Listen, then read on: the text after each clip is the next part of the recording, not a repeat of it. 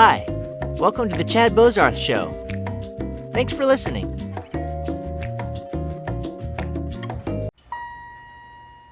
Pastor Marek, dzień dobry.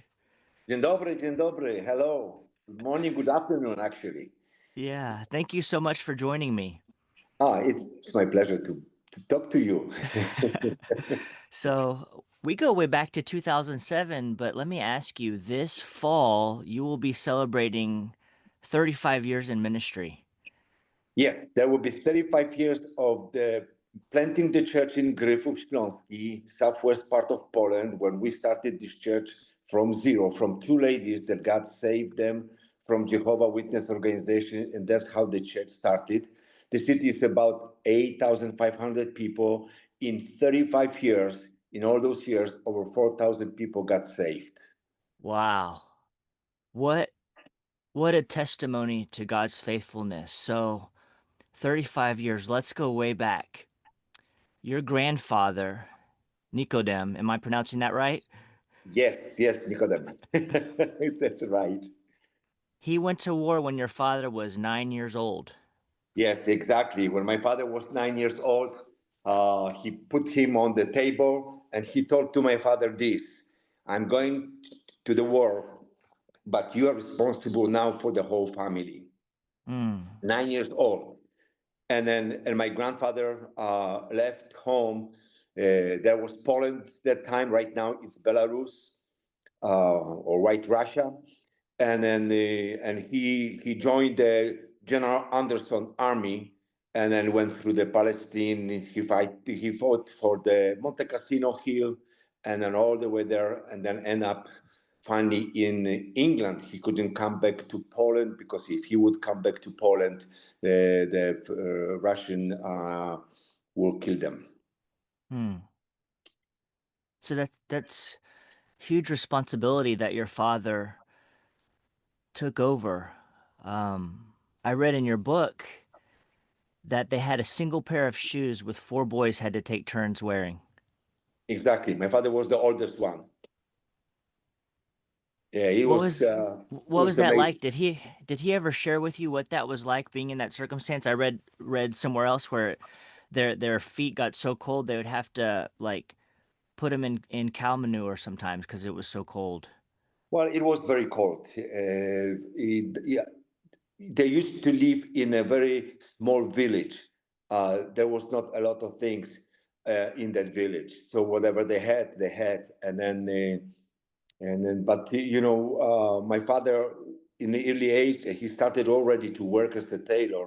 But then when he was 18 years old, he got caught by KGB, and he ended up in Siberia, in Gulag, in prison labor camp. He was sent there by communists for 25 years.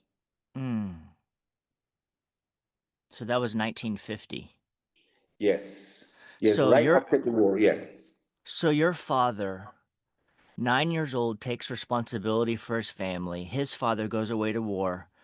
And then when your father was just a young man, a young tailor, he gets arrested and sent to a Siberian labor camp.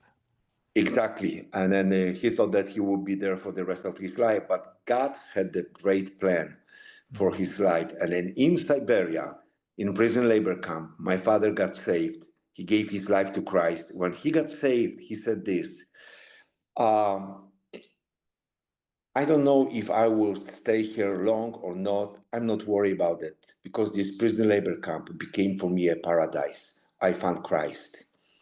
But God had a plan. And then after 6 years of staying in prison labor camp in Siberia, he was released and then came back to Poland. And after 25 years, first time he met his father, that was my grandfather, that he went to England to see him. Wow. Wow. That's amazing. Can you tell me a little bit about Arl, the Romanian, right? Yeah, Aurel Sarafinchan, great man, great brother. Uh, he visited us a few times before he went to be with the Lord, but he was a man of faith. And then one day the Holy Spirit spoke to him, and he said, "Be prepared. and go there because I have people there. And then the next day, KGB came and they said, "We came for you." He said, "I know." And they said, "How do you know? That's a high secret. Nobody knows what we have planned and then what kind of plan we have." He said, "I'm ready. I'm ready wherever you will take me." And then because of faith, they took Aurer Sarafinchan for 11 years in the prison labor camp to the same labor camp where my father was. And that's through Hmm. him my father got saved. Wow. So they arrested Arl because of his faith. Because of his faith, because he believed, and because he was a great believer. God used him in the gift of prophecy, and they took him, and then they wanted to break him. And 11 years he was standing there, but he said this prison labor camp became for him a mission field. Wow. He brought, I think, 11 or 17 prisoners to the Lord, and they had secret meetings in this gulag in prison labor camp. Wow. What what do you think about that? Like when I look back on your faithfulness in ministry and your family, just thinking back, whatever 70 some years back to the 50s, God was working in a prison labor camp. It's really hard to comprehend. Just really God orchestrating everything and sending a Romanian to meet a someone from Poland, you know? Yeah, it's amazing how God is working. The thing that broke my father's heart, it wasn't the faith of Abraham, because he saw him that he was happy all the time. He said, "Why are you happy? Why are you smiling all the time? In this place, nobody is happy. There is no place to be happy in Gulag, in prison labor camp." But uh, but he was always happy. And then he was receiving parcels, package from his home. And in this package, he had a bread, dark bread that he could stay for months. He took this bread, started to cut into pieces, and give it to other prisoners. And one of them was my father, and it broke his heart. He says, "How do Hmm. you do that? You hungry? You received that from your home, and you giving us bread?" Because my father says this: "I was always hungry. I was dreaming about bread. I was laying down in bed, and I was sleeping, and I had a dream about bread. I smelled the bread, and in the morning I woke up. I was hungry." Hmm. And this man, he's sharing his bread with us. And then it was just easy for him. I just want to know this God more. And then my father got saved, and then he became the pastor here in Poland. Wow. What was that like growing up under his influence, hearing these stories? And Poland was still under communism at that time when you were growing up, right? Yeah, exactly. Well, we had always secret police in our home.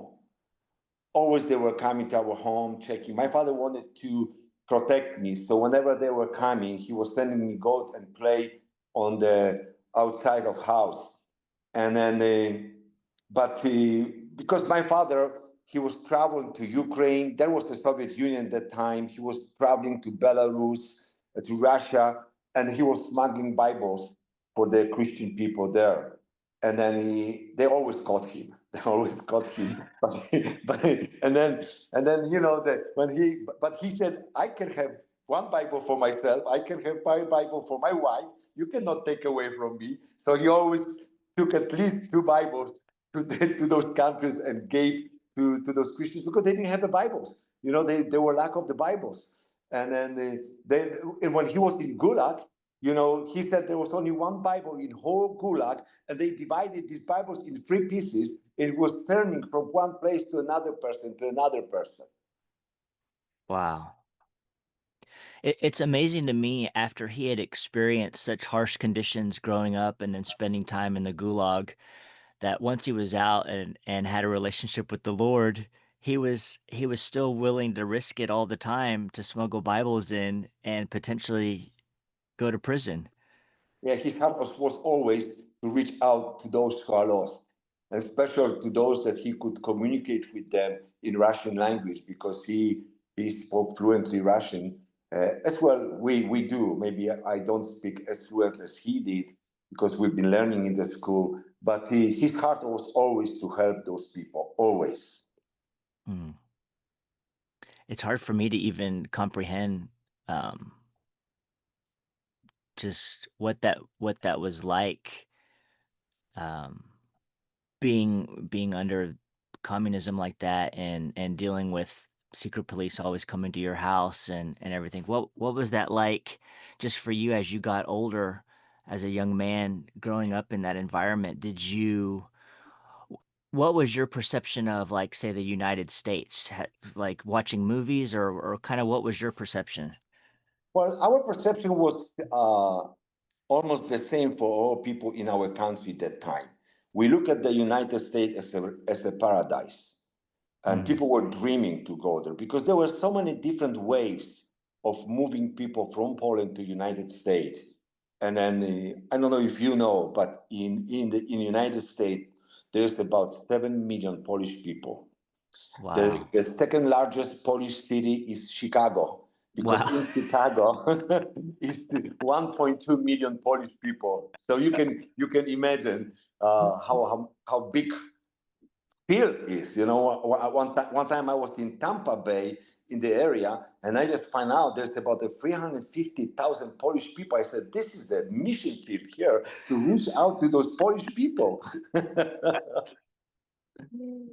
Oh, I'm so thankful for my time in Poland. I love the Polish people so much. It's like everyone has such a great sense of humor, and I just, I love Poland. I love all of you. Yeah, So Mhm. so your perception of the United States, and then you ended up at Bible college at Christ for the Nations in the late 80s. It was miracle that I was able to leave Poland, because How that did you end time, up there? yeah, I was studying in Warsaw University of Theology, Academy of Theology. It was ecumenical Bible school university, because I graduated with a master's degree in theology. But while I was there, I was praying that I could go to the Bible school where it's English language and more practical. And then there were some people from Christ for the Nations coming to Poland. And then those boys were staying in our dormitory, in our rooms. We were sharing rooms with them. And they were bringing Bibles to Poland. And they told us, why don't you come to the States? They offer scholarship, work scholarship. I said, I would love to. So finally, I've got the invitations, but I needed passport. We couldn't have passports at home. The passports Mm, were held by the police department in a local city. So I had to apply for the passport. When I got the proof for the Christ for the Nations for the work scholarship, they then I asked for my passport, and they said that they cannot give me the passport. I said, mm, that's okay. If I don't get the passport, I will not go. There's lots of people here, they dying without Jesus. That's still for me great. And then so the next 2 weeks, this secret police guy, he's calling me. He says, can you come to my office? Your passport is ready. I said, who changed their mind? Oh, he said, I don't know. I don't know who changed their mind. Probably somebody from above. You know. So then I've got this passport.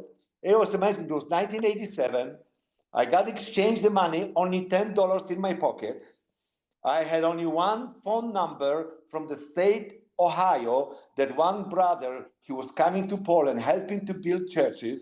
He was in my home church that time when I was helping my uncle. And then he gave me his card. He said, when you will be in the States, give me a call. So I ended up in Tulsa, Oklahoma. Nobody came to pick me up from the airport. And I'm calling him, and I didn't know even how. I call collect. And then I'm calling him at 4 in the morning. And I said, Lowell, I'm so sorry I'm calling you, but I'm stuck at the airport. Somebody's supposed to pick me up. Nobody came. Then he said, Marek, don't worry. I said, I know this word worry because everyone told me don't worry, but I'm sitting here. I don't have anybody. I spent already a few bucks for the Coke and donuts. He said, no, don't worry. He found a pastor in Tulsa, Oklahoma from Free Methodist Church that he came to pick me up. And then I stayed in his home for a few days. On Sunday, it was amazing. It's really a miracle because I came, I didn't have anything. On Sunday night, I was preaching in his church with my broken English, and I received first offering from the church. It was $124. That's how I remember because I was rich that time. Wow. Oh my goodness. What? So your first entrance into the United States was Oklahoma. Well, yeah, I was on the way because one friend of mine from Sweden, he got the tickets for me. He said, "You go to Tulsa, Oklahoma. There will be my friends. You stay 2 weeks before you go to Christ for the Nations. They will be good for your English."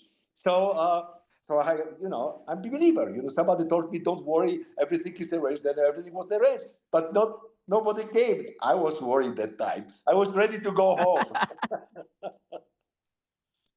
And so you made it down to Christ for the Nations, and were you dating your Marisha at that time? I did. We were dating. Yes. So how difficult was that to leave her and come to the States? Well, it was difficult because the communication was bad. I had to write a letter first to Poland, telling her that I would try to call her. She didn't have a phone at home, so she had to come to my home to see my sister and stay overnight with my sister in our apartment and wait for my phone call. Then I was calling from the States. I had to find somebody. I usually had the one couple that they were asking me to call Poland. And then so I had to order the phone call. I was waiting 4 hours to call to my home. Then finally I've got it. And for 20 minutes, I had a great talk. Wow. That's amazing. So you spent time at Christ for the Nations. You were here a year, and then what happened? Well, after 1 year, I remember as today, Dr. Mahaffey, he was the academic dean. He came to me. He says, Marek, we want you to stay 1 more year. I said, I can't.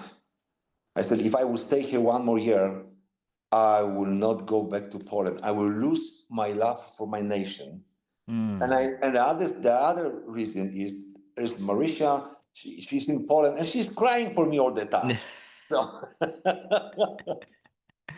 so I said I can't, and then so I decided to go back to Poland, and Poland was still communist country. Mm. In Wow. 1988, in 1988, May 25th, I came back to Poland. June 11, I bought 24 roses. Marisha was 20 years old. And then I proposed to her, and then she said yes, yes, I will marry you. And the 1st October 1988, we got married. And then this year, we will celebrate 37 years. Wow. That's awesome. That's amazing.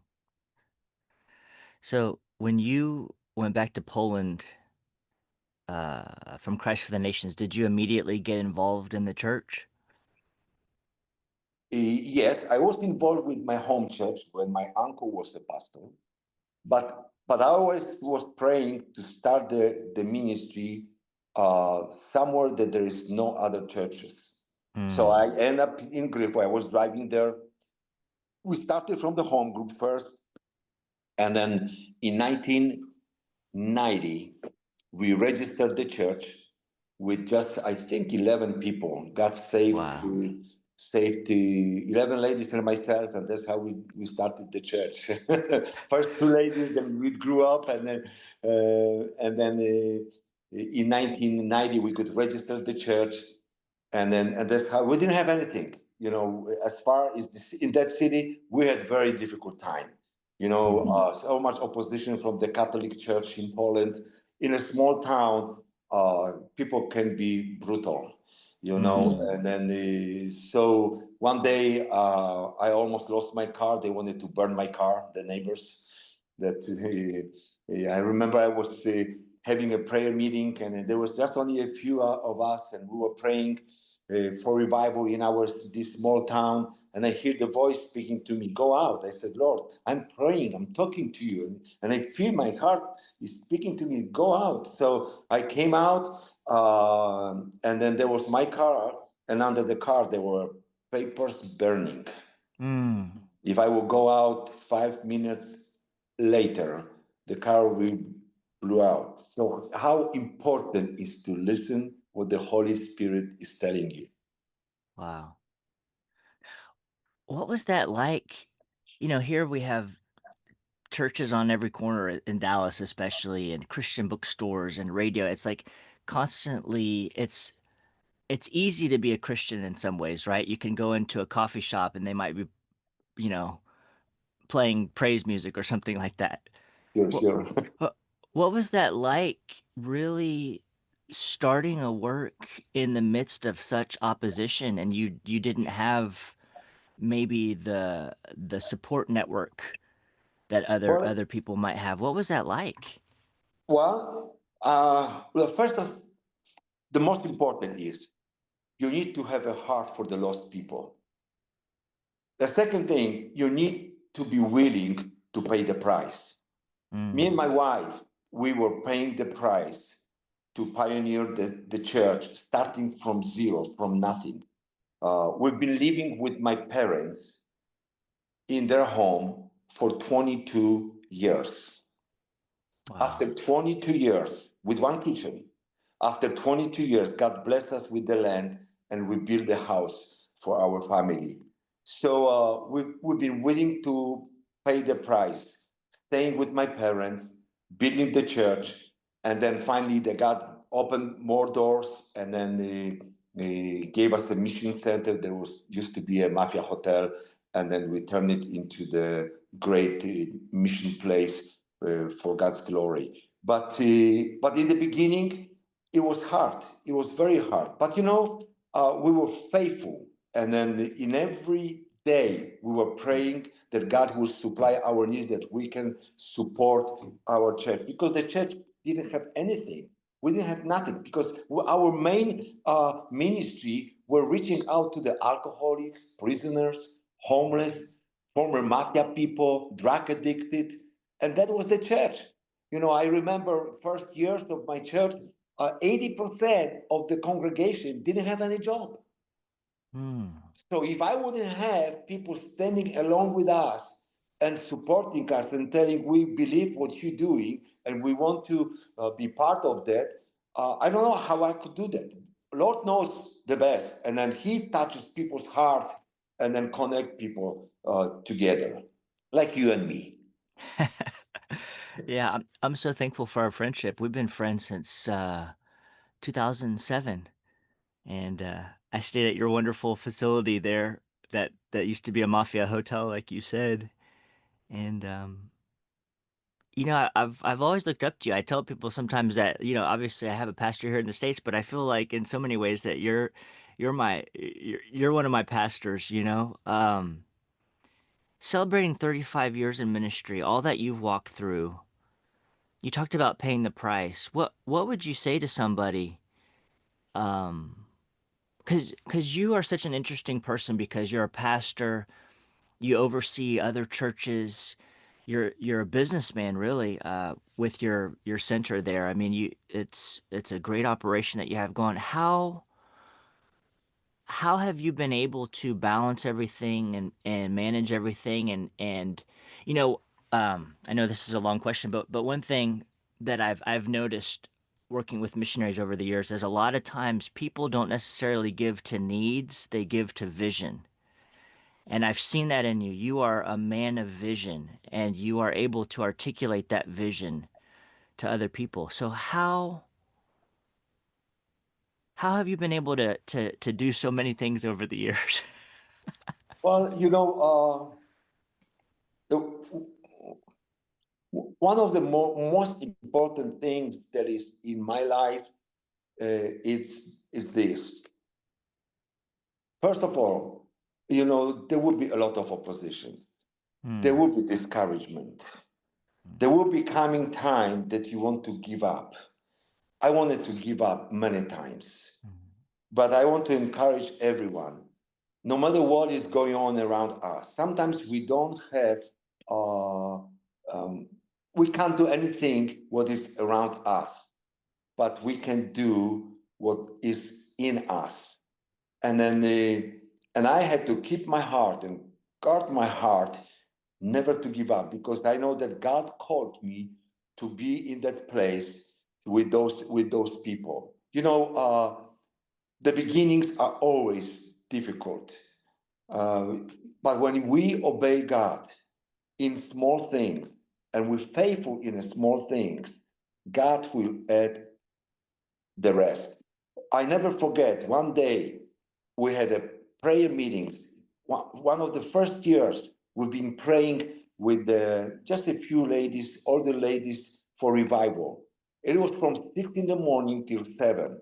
And after 7, we didn't have even the buildings. We didn't have any place. So we were praying in their apartments. We were meeting from Monday to Friday. And I remember one day I'm driving the car and making the loop in my city, which is very small city. Most of those towns are like city hall, square around, and then buildings around, and then so I'm driving 7 in the morning, and in that morning already I see people standing, drunk or waiting for the occasion to get a drink.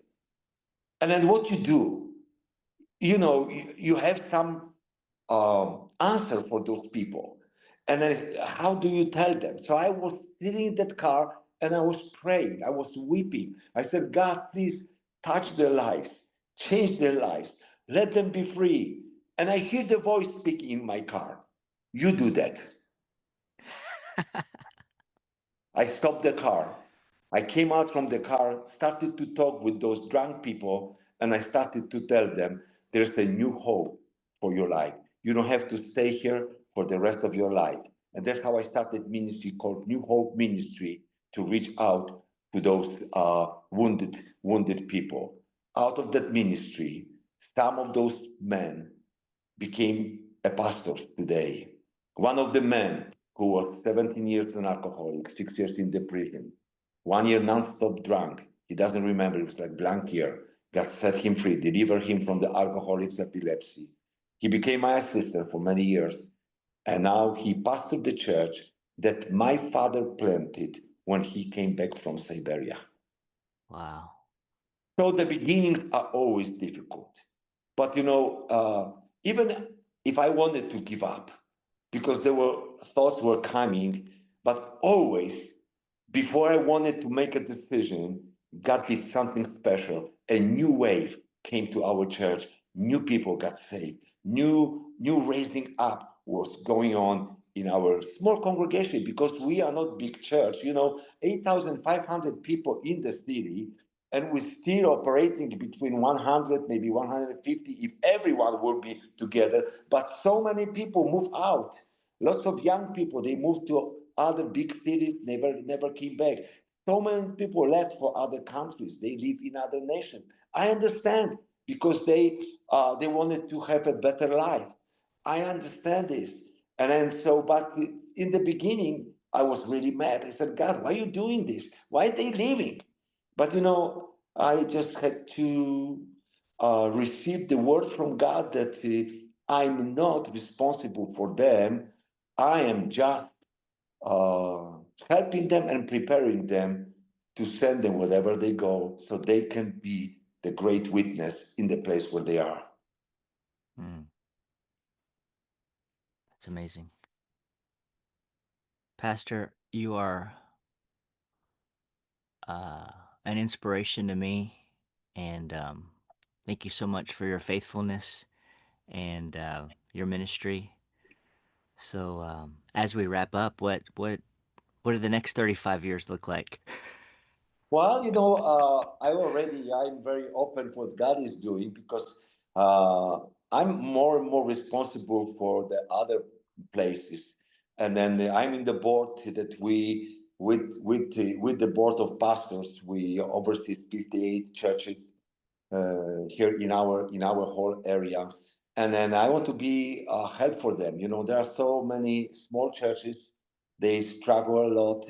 You know, and then with this experience that I went through and how God led us to this place, when I see this, I want to be extending for God, and then God can use me in either way in preaching or meeting with the leaders.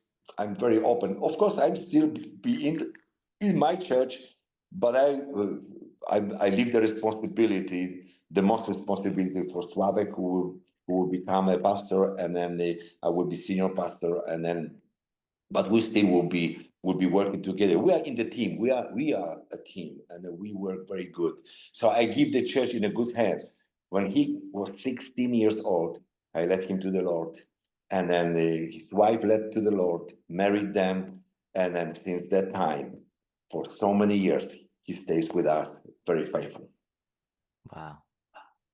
So when I can look at the back of my life and in the future for my life, I believe there's a more and more for me time that I will be traveling uh, locally in the country, but also out of the country to just be encouragement for those churches, for those places wherever I will go with uh, with with God's love, and then and what God has done in our lives, because you know we went through the really some difficult time, and then and I tell you, you can be discouraged.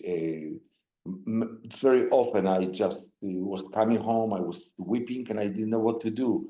You know, sometimes people are brutal. Sometimes they give the hard time, but but I always have my heart to forgive, forget, and then and bless, because I, you know, it will kill you, not others. You know, Mm. so we need to guard our hearts and be faithful in whatever God put us. If it's small, be faithful in small. If it's big, be faithful in big. That's what we do. And then, and I know that God is preparing me for more and more responsibilities and more traveling. Probably to the States too. I will be traveling more, as I will see you in October. We always love having you. My kids love you. Pastor, thank you for your faithfulness. Thank you for sharing with me, and thank you for just being an encouragement to so many people. Yeah, praise God, Amen. I'm happy to do that. You know, if I can encourage somebody, if I can be inspiration for others, I will be happy. Thanks, Pastor. Thank you.